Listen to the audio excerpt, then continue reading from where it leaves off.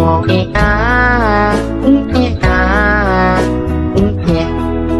been a really, really messed up week.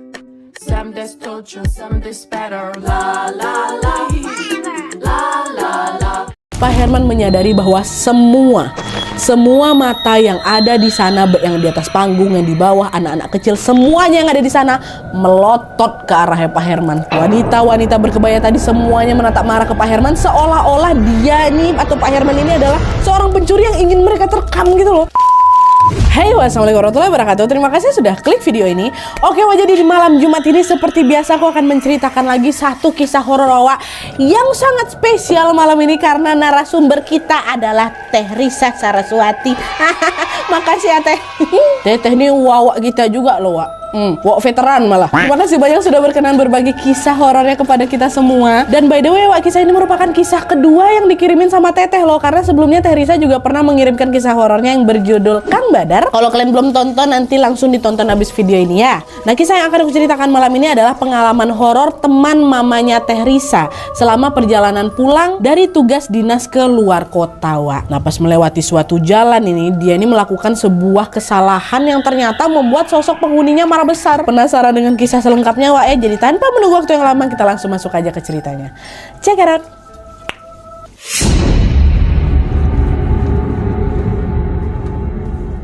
Oke Wak, jadi kisah yang diceritakan sama Teh Risa ini merupakan pengalaman horor salah satu sahabat orang tuanya Teh Risa yang kemudian diceritakan kembali oleh almarhum mamanya kepada Teh Risa. Meskipun kisah ini bukan cerita yang dialami langsung oleh Teh Risa Wak, tapi Teteh sendiri bisa membenarkan bahwa sosok yang dimaksud dalam cerita ini memang benar adanya. Jadi memang beberapa waktu yang lalu Teh Risa ini pernah melewati sebuah jalan yang menjadi lokasi kejadian horor ini Wak, di cerita nih. Saat itu Teh Risa bisa melihat langsung kalau sosok tersebut masih menjadi penghuni di sana sampai sekarang. Dan karena Teh Risa yang memang kita kenal sebagai seorang indigo bisa melihat langsung sosok itu Wak, maka secara otomatis kisah ini bukan sekedar isapan jempol belaka gitu loh. Dengan kata lain, kisah ini benar-benar terjadi di dunia nyata karena sosoknya pun terlihat sama Teh Risa dan masih ada gitu ya. Dan untuk menjaga privasi Wak, di sini Teh Risa tidak akan menyebutkan nama asli si pemilik ceritanya. Jadi kita sebut aja lah namanya dengan Bapak Herman. Oke. Nah, jadi Wak, Pak Herman ini merupakan seorang pegawai BUMN yang bekerja di salah satu kota di Jawa Barat. Dia memiliki istri dan juga seorang anak laki-laki yang pada masa itu masih kelas 3 SD. Kita panggil aja istrinya Pak Herman dengan nama Bu Intan, sedangkan anaknya kita panggil Donia. Nah, karena tuntutan pekerjaan Wak, Pak Herman ini sering melakukan perjalanan dinas ke luar kota dan meninggalkan anak istrinya di rumah. Nah, kisah horor yang Pak Herman alami ini Wak bermula ketika dia dalam perjalanan pulang dari tugas dinas di luar kota. Jadi ceritanya pada suatu malam nih sekitar jam 9 malam gitu, Pak Herman ini ceritanya baru saja selesai menghadiri acara tugas dinas di sebuah kota. Sebenarnya panitia acara itu sudah menyediakan sebuah hotel Wak untuk Pak Herman ini menginap. Tapi pada saat itu Pak Herman bersikeras untuk pulang aja karena waktu tempuh dari tempat dinasnya ke rumahnya hanya membutuhkan waktu 3 jam aja. Gak jauh-jauh kali lah, udah mending saya pulang aja gitu. Dan selain itu Pak Herman juga semakin yakin memutuskan untuk pulang karena malam itu dia nggak nyetir sendirian Wak. Pak Herman ditemani oleh supirnya yang kita sebut aja namanya Pak Didin. Udahlah aku pulang aja lah, lagi pula kan ada Pak Didin nanti yang nyetir. Nanti di mobil aku tinggal tiduran aja sampai di rumah, kayak gitu pikirnya Pak Herman kan. Nah, akhirnya Pak Herman pun mengajak Pak Didin untuk pulang malam itu juga, ya kan. Dah tuh, berangkatlah ini Pak Herman sama Pak Didin menuju ke kota asal mereka dengan mengendarai mobil. Di sepanjang perjalanan Wak, entah kenapa mereka merasa bahwa kok jalanan malam ini sepi kali ya. Biasanya di jalan yang mereka lewatin itu pasti bakal ada banyak kali truk-truk besar, bis-bis, ada kendaraan travel yang melintas, pokoknya masih banyak kendaraan lain lah. Tapi entah kenapa malam itu cuma 1-2 mobil aja yang lewat Wak, termasuk mobilnya Pak Herman. Pak Herman yang penasaran nanyalakan ke Pak Didin kan, Din, kamu ngerasa nggak sih malam ini kok sepi kali ya? Iya ya Pak ya, saya juga ngerasa kayak gitu dari tadi. Apa mungkin karena sekarang hari Senin Pak, jadi nggak begitu banyak yang lewat di sini gitu, kata Pak Didin. Oh gitu ya. Ya udahlah, Bismillah aja lah, semoga kita bisa sampai tujuan dengan selamat ya Din ya, katanya. Kalau misalnya kamu ngantuk kita gantian nyetir, kata Pak Herman. Nah, selain dibuat terheran dengan suasana jalan tol yang begitu sepi Wak, Pak Herman ini juga merasa heran kali karena ngapa dia nggak ngantuk-ngantuk. Padahal tadi rencananya kan mau istirahat, mau tidur di dalam mobil kan. Ini nggak terkantuk-kantuk, melek matanya. Dan karena rasa kantuk itu tidak kunjung muncul, alhasil selama perjalanan berlangsung, Pak Herman pun terus-menerus mengobrol dengan Pak Didin. Mereka mengobrol hingga tanpa terasa mobil yang mereka tumpangi telah sampai di area yang kanan kirinya adalah hutan-hutan lebat. Beberapa kendaraan yang tadinya sesekali masih nampak, sekarang mulai sama sekali tidak terlihat. Cuman mobil mereka aja yang lewat di situ, Wak. Nah, di momen ini, Wak, baik Pak Herman maupun Pak Didin sudah mulai diliputi rasa merinding dan perasaan tidak enak. Entah kenapa. Meskipun demikian, mereka berusaha untuk positive thinking nih dan meyakinkan diri bahwa oke, tidak akan terjadi apa-apa kok di sini. Cuman karena kita sendiri aja lewat di tengah-tengah malam buta ini kan. Tapi sayangnya, Wak, dugaan itu salah besar. Karena tidak lama setelah itu Pak Herman membuat satu kesalahan yang ternyata berpotensi membahayakan nyawanya. Jadi ceritanya, Wak, lagi asik-asik ngobrol nih, Pak Herman tiba-tiba bilang ke Pak Didin, "Aduh Din, saya kebelet pipis. Pinggirin mobilnya bentar ya," kata Pak Herman kan. Nah, mendengar hal itu, Pak Didin balik nanya, "Loh Pak, yakin Pak mau berhenti di sini? Nggak cari toilet umum aja Pak?" "Aduh, toilet umum masih jauh. Saya udah kebelet banget ini, saya udah nggak tahan," kata Pak Herman. Mendengar jawaban itu, Pak Didin pun terpaksa menepikan mobilnya. Dan tanpa berlama-lama lagi, Pak Herman langsung keluar dari mobil dan berlari nih, Wak, ke arah semak-semak. "Bentar ya Din ya, tunggu. Jangan kamu tinggal saya. Sebentar kok, saya udah habis buang air, saya langsung balik ke sini lagi." "Oke, aman Pak, saya tunggu di sini," katanya. Dan tuh Pak Herman pun langsunglah berlari ke arah semak belukar yang memang tidak jauh dari pinggir jalan, Wak. Dia lalu berhenti dan buang air kecil di situ. Nah, pas buang air kecil ini, Pak Herman ini nggak diam gitu aja, tapi dia sambil nengok ke kiri, ke kanan, kayak gitu kan. Dan di saat itulah, Wak, Pak Herman sadar kalau ternyata tempat di mana dia berdiri bukan sekedar semak belukar aja, melainkan ada pohon-pohon tinggi yang terlihat sangat-sangat menyeramkan. Entah kenapa pemandangan tersebut pun langsung membuat bulu kuduknya merinding. Iyalah, Wak, secara kalian bayangin aja kayak gitu. Karena itu Pak Herman pun cepat-cepat kan menuntaskan kegiatannya dan bergegas mau kembali ke dalam mobil nih. Tapi ketika Pak Herman sudah selesai buang air dan membalikan badannya, Pak Herman tiba-tiba mendengar ada sebuah alunan musik kelinangan atau musik khas Sunda, dan juga sorak-sorai orang-orang yang sedang mengobrol dari kejauhan, Wak. Baru balik badan nih, nah, ada suara. Pak Herman langsung ngebatin, suara apa itu, kok rame kali, katanya kan. Dan Pak Herman pun secara tidak sadar melangkahkan kakinya mencari di mana suara itu berasal. Dan setelah berjalan beberapa meter aja, nggak begitu jauh nih, Pak Herman melihat ada lampu-lampu dan juga beberapa orang yang hilir mudik berjalan menuju ke suatu tempat. Nah, tepat di saat itulah, Wak, Pak Herman melihat bahwa sedang ada sebuah pesta rakyat nih ya. Pak Herman yang tadinya diliputi perasaan was-was menjadi tertarik lah buat melihat pesta rakyat itu dari jarak yang lebih dekat lagi nih. Nah, pas sudah mendekati keramaian, Wak, Pak Herman melihat bahwa ada wanita-wanita memakai kebaya berwarna terang yang sedang menari di atas panggung. Ada panggungnya rupanya di situ, Wak, betul-betul pesta. Pak Herman juga melihat bahwa ada beberapa penonton yang menyaksikan pementasan tersebut juga memakai kebaya. Jadi nggak yang manggung aja, yang datang juga pakai kebaya semua. Dan nggak cuma itu aja, Wak, anak-anak kecil yang berlarian hingga menyenggol badannya Pak Herman ini juga ternyata memakai kebaya semuanya. Melihat pemandangan itu, Pak Herman merasa terkagum-kagum. Wah, keren sekali. Ini lagi ada pesta khusus kebaya apa gimana nih, kata Pak Herman. Tapi sedetik kemudian, Wak, Pak Herman menyadari bahwa semua orang yang ada di situ berjenis kelamin perempuan, mulai dari penarinya, penontonnya, terus anak-anak tadi itu semua yang perempuan, nggak ada laki-laki. Langsung terpikirlah sama Pak Herman, bentar dulu, ini semua perempuan yang saya lihat ini. Boleh nggak saya ada di sini nih? Kayaknya cuma aku lah satu-satunya laki-laki di sini, kata Pak Herman. Nah, pas sedang disibukkan dengan pikiran tersebut, Wak, Pak Herman tiba-tiba merasa ada sesuatu yang menggelayut di lengan kanannya. Karena terkejut, Pak Herman nggak langsung lihat, Wak, cuma dihempaskan aja gelayutan itu. Begitu ini aja nih, masih nengok kiri kanan tuh. Dan sesaat kemudian terdengarlah suara seorang perempuan berkata, "Aduh, sakit," kata si perempuan ini. Aduh, merinding aku. Dengar hal itu, barulah Pak Herman refleks nengok ke belakang. Dan ternyata sesuatu yang menyentuh menggelayut di lengannya tadi adalah tangan seorang wanita yang memakai kebaya berwarna ungu. Nengok itu, Pak Herman pun langsung minta maaf. Maaf Mbak, maaf saya tidak sengaja. Dibalas sama wanita nih, Wak. Wanita tuh cuma menundukkan kepalanya dan berjalan pergi meninggalkan Pak Herman. Macam gak mau liatin mukanya gitu loh. Nah, tepat setelah wanita itu pergi, Wak, Pak Herman tiba-tiba dibuat keheranan karena suara musik yang tadinya mengalun tuh tiba-tiba berhenti. Dan ketika menengok ke sekeliling, Wak, Pak Herman menyadari bahwa semua mata yang ada di sana, baik yang di atas panggung, yang di bawah, anak-anak kecil, semuanya yang ada di sana melotot ke arah Pak Herman. Wanita-wanita berkebaya tadi semuanya menatap marah ke Pak Herman, seolah-olah dia ini atau Pak Herman ini adalah seorang pencuri yang ingin mereka terkam gitu loh. Pelototin dengan marah. Pak Herman ini pelototi wanita sebegitu banyak, langsung merinding sebadan badan lah. Kenapa nih?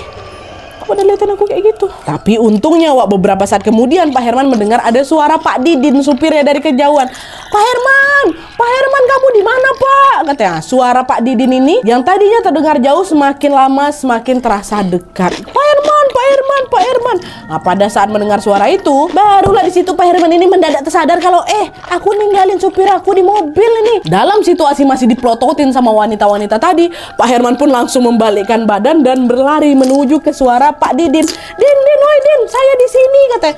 Ya ampun, Pak, kenapa lama sekali, katanya. Nah, belum sempat menyelesaikan pertanyaannya, Pak Herman pun langsung menarik tangannya Pak Didin dan mengajak berlari. Udah, diam kau. Diam dulu. Dah, kita pergi aja dulu dari sini, kata si Pak Herman. Nah, mereka berdua pun berlari dengan sangat kencang hingga tibalah di pinggir jalan di tempat mobil mereka diparkir. Dengan napas terengah-engah, Wak, Didin bertanya, Pak, kenapa, Pak? Ada apa? Astagfirullahaladzim, Din, tahu nggak? Barusan saya dipelototin wanita-wanita berkebaya. Aduh, serem banget lah pokoknya, katanya. Dengar itu terkejut Didin. Hah? Wanita berkebaya, Pak? Dari mana ada wanita berkebaya, Pak? Tadi lo dekat pesta rakyat tadi tuh. Mereka lagi ada pesta rame kali situ, mereka nari-nari. Saya nggak tahu salah saya apa, tuh dipelototin sama mereka semua loh, Din. Nah, mendengar perkataan yang Pak Herman, justru Pak Didin yang jadi merinding. Dengan suara lirih, Pak Didin langsung berkata, Pak Herman, saya nggak ngeliat loh, Pak, ada pesta rakyat di situ. Justru saya heran, kenapa Bapak berdiri di tengah-tengah pepohonan yang banyak ularnya, kata Mas Didin. Langsung gak percaya lah Pak Herman dibilang kayak gitu. Masa sih ngaco kamu ini? Orang yang kulihat tadi wanita beneran kok, Din. Kamu yang salah lihat. Ya Allah, Pak, saya gak lihat pesta sama sekali, Pak. Enggak mungkin kamu salah lihat, itu ular yang ditengok sama Pak Didin, Wak. Nah, setelah beberapa saat berdebat, mereka pun akhirnya menyadari bahwa ada sesuatu yang janggal di situ, Wak. Kalau yang kamu lihat adalah ular, sementara yang saya lihat adalah wanita-wanita, jangan-jangan, Din. Pak, udahlah Pak, yuk kita cabut aja dari sini. Nah, tanpa berlama-lama mereka pun langsung masuk ke dalam mobil dan langsung tancap gas meninggalkan tempat itu. Meskipun sudah meninggalkan tempat itu, Wak, di sepanjang perjalanan nih, Pak Herman masih bersikeras bahwa apa yang dilihatnya tadi betul-betul nyata.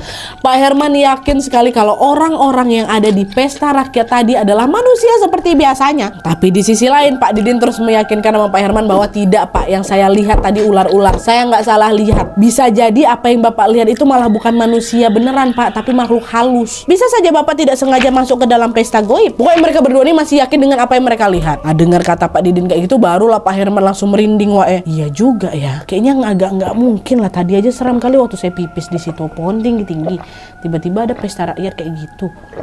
Meskipun demikian, Pak Herman berusaha untuk melupakan kejadian itu dan menganggap seolah-olah tidak terjadi apa-apa. Nah, singkat cerita, mereka berdua pun akhirnya sampailah ke kota tujuan dan kembali ke rumah masing-masing. Setibanya di rumah, Pak Herman sama sekali tidak menceritakan kejadian itu kepada istrinya, karena dia juga khawatir lah cerita itu akan nakutin istrinya, kan. Dah diam aja, Papa pulang, dah istirahat, yuk bobo, dah. Nah terus, Wak, keesokan paginya Pak Herman dan keluarga kecilnya pun beraktivitas kembali dengan normal. Pak Herman berangkat ke kantor, Doni anaknya berangkat ke sekolah, sedangkan Bu Intan istrinya melakukan pekerjaan rumah tangga seperti biasa. Pokoknya pagi itu berlangsung dengan sangat tenang, harmonis, tanpa ada keanehan apapun. Tapi sekitar jam 9 pagi, Bu Intan yang lagi beres-beres rumah mendadak dikejutkan dengan suara ketukan pintu. Itu depan rumahnya. Bu Intan pun langsung meninggalkan aktivitasnya dan bergegas membukakan pintu depan. Tapi pada saat itu Bu Intan ini nggak langsung buka pintu, Wak. Dia ngintip dulu lewat jendela. Mau tahu nih siapa tamu yang datang pagi-pagi kayak gitu. Waktu diintip, Bu Intan melihat ada seorang perempuan muda memakai baju terusan berwarna hijau lagi berdiri di depan pintu rumahnya. Penasaran lah kan Bu Intan, siapa ini wanita ini? Kok rasanya aku nggak pernah lihat dia lah gitu.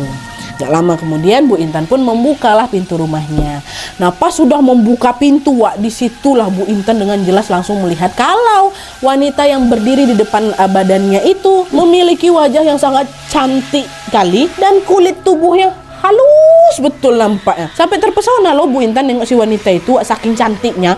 Siapa nih, ya Allah cantik kali katanya. Nah di saat yang bersamaan Bu Intan juga menyadari kalau wanita itu sedang hamil besar. Ya, gak lama kemudian wanita itu bilang, "Selamat pagi Mbak, saya cari Herman," katanya.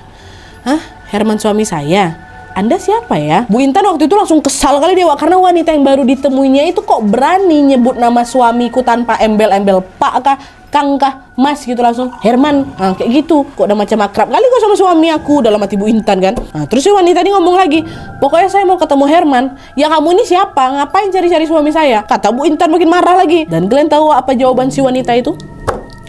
Sambil memegangi perut besarnya, wanita itu tersenyum menyeringai sambil berkata, "Saya istrinya." Dengar itu langsung dek pitam lah Bu Intan. Astagfirullahaladzim, jangan bercanda kamu ya Mbak ya. Saya loh istrinya, kamu ini siapa? Kenal Herman dari mana kamu? Jangan sembarangan kamu kalau bicara. Enak aja, sembarang meletus saya mulut kamu tuh.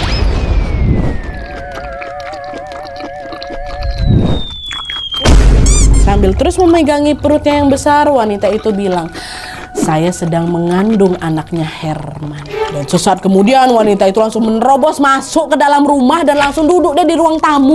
Makinlah marah lagi Bu Intan kan, karena dia tidak menyangka kalau suaminya diam-diam mengkhianati dia. Diliputi perasaan geram, Bu Intan pun langsung nelpon ke kantornya Pak Herman kan untuk meminta penjelasan ini tentang siapa wanita itu. Saat sudah tersambung sama Pak Herman, Bu Intan langsung bilang, "Mas, kamu punya selingkuhan ya? Ini ada wanita lagi hamil besar ini, katanya dia mengandung anak kamu.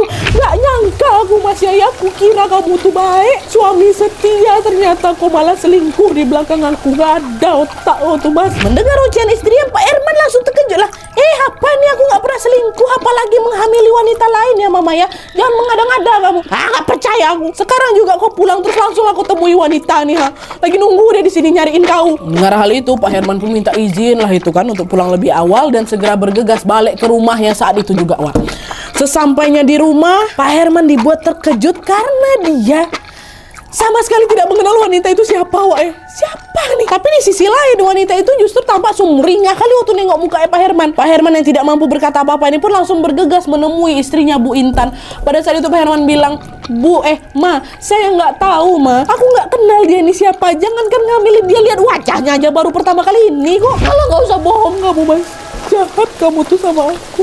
Bisa-bisa aja kamu selingkuh di belakang aku katanya. Pokoknya saat itu terjadi lah perdebatan yang cukup sengit antara Bu Intan sama Pak Herman suami istri ini kan. Nah di sisi lain, wanita tuh cuma duduk aja manis dia di sofa tuh sambil memperhatikan Bu Intan dan Pak Herman yang lagi bertengkar hebat kali di sana kan. Sesekali dia tersenyum gitu sambil menatap tajam ke arah mereka berdua seolah-olah sedang menikmati pertengkaran itu. Nah ketika mereka berdua sedang bertengkar, Doni anaknya Pak Herman pas pulang dari sekolah dari pintu pagar Doni mengucapkan salam, "Assalamualaikum, Doni pulang," katanya kan. Nah sesaat kemudian Doni menyadari bahwa kedua orang tuaku lagi bertengkar nih. Terdengar suara sampai luar. Karena khawatir, Doni pun langsunglah bergegas masuk ke dalam rumah Nah pas sampai di pintu ruang tamu, secara tiba-tiba Doni langsung berteriak, "Wah!" katanya.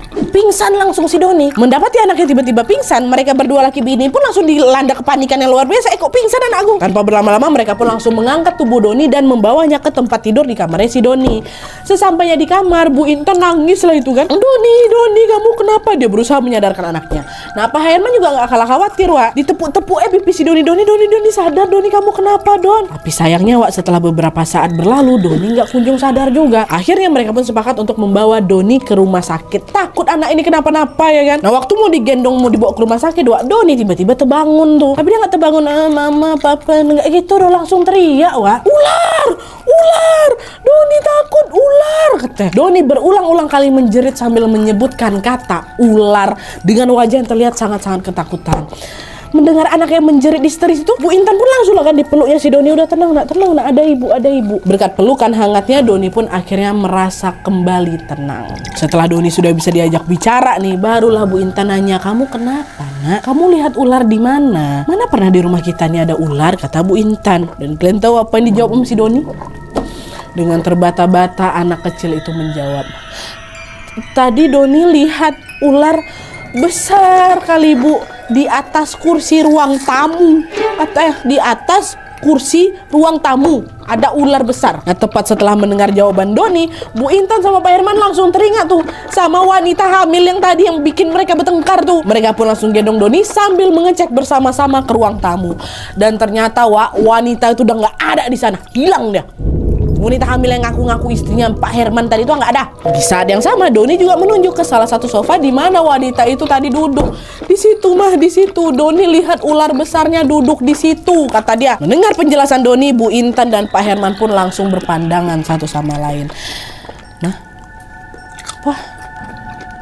apa ini? Mereka langsung diliputi perasaan takut yang sangat luar biasa. Tidak lama kemudian, Pak Herman pun langsung memutuskan untuk pulang ke rumah orang tuanya untuk menanyakan kejanggalan yang dia alami sejak semalam. Dari pulang dinas sampai yang pagi nih kan, ke rumah orang tuanya. Kenapa ke rumah orang tuanya Nadia? Karena ternyata bapaknya Pak Herman ini merupakan seorang ustadz yang memang memahami betul hal-hal macam gini gitulah. Udah lah tuh, Pak Herman nyampe di sana, diceritakan lah itu semua ke bapaknya kan. Kita sebut aja lah nama bapak ini Pak Mukti. Nah, setelah mendengar cerita dari Pak Herman anaknya, Pak Mukti pun langsung menerawang dan mencari tahu apa yang dialami oleh anaknya dan juga yang dialami oleh menantunya. Tidak lama kemudian, Pak Mukti pun mendapatkan jawaban tentang siapa sosok wanita itu dan kenapa dia mengganggu keluarga anaknya. Pada saat itu, Pak Mukti bilang, jadi nak, wanita hamil yang datang ke rumahmu itu adalah makhluk halus berupa ular besar yang berubah menyerupai wanita cantik.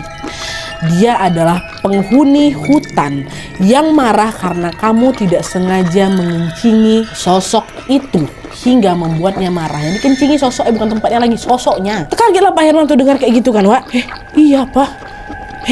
Belum sempat Pak Herman berkata banyak kan, Wak. Pak Mukti melanjutkan lagi. Dan kamu tahu, pesta rakyat yang kamu lihat semalam adalah pesta goib yang sengaja diadakan supaya kamu terlena dan tidak bisa kembali lagi ke dunia manusia. Tapi alhamdulillahnya kamu masih bisa selamat, kata bapaknya, Wak. Sengaja dibuat untuk mancing Pak Herman rupanya. Di sana Pak Mukti juga menjelaskan kalau sosok tersebut akhirnya memaafkan kesalahan Pak Herman setelah melihat kehadiran Doni sepulang sekolah tuh, Wak. Sosok jelmaan ular tadi mengurungkan niatnya untuk mencelakai Pak Herman setelah menyadari bahwa dia masih memiliki seorang anak kecil. Sosok itu pun meninggalkan rumah Pak Herman sambil berkata, ya sudah, kali ini kau saya lepaskan karena aku kasihan sama anakmu.